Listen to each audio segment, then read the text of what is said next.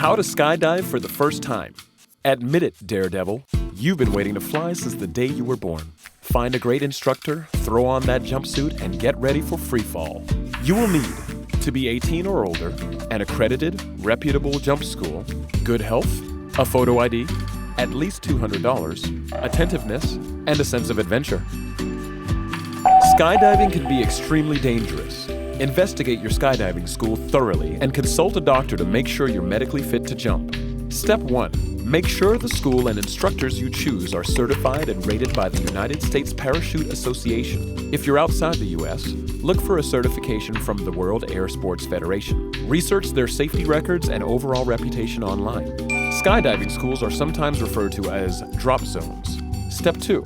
You'll need to be in good shape, which means you shouldn't be taking any medications that mess with your coordination or decision-making process. If you have a pre-existing condition, consult the jump school to see if they think they can work with you.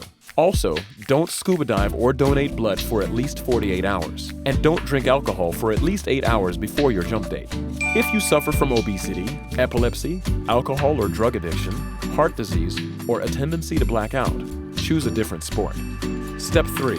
Once you've decided on a jump school, pick a day and book it. You may be asked to put down a deposit in advance and to call to confirm your reservation. Step 4. On the day of your jump, eat a small meal before heading to the drop zone.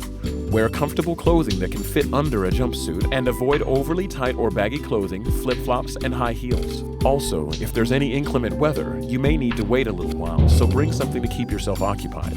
Step 5. At the school, you'll be asked to provide photo ID and review and sign several legal forms. Usually, these documents certify that you understand the risk you're about to take and state that you waive the right to blame the school if anything goes awry.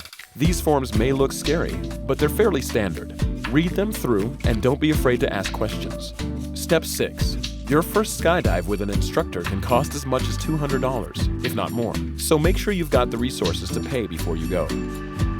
For discount rates, try booking your jump for a weekday or as part of a larger group. You may also pay more if you'd like to get a DVD of your jump. Step 7. Don't expect to go solo. It's likely that, for your first dive, you'll go as a tandem where you're strapped to the front of an instructor. It's still super exciting and much less dangerous since your instructor's right there to help.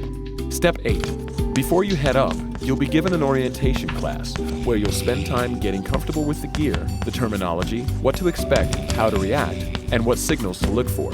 Each school's instruction is a little different, so even if you think you know what's going on, pay close attention. Step 9. Once you're appropriately attired with a jumpsuit, a harness, which will hook up to your instructor, and goggles or glasses, you'll be ready to board your flight. Step 10. When the moment's right, your instructor will let you know that it's time to jump.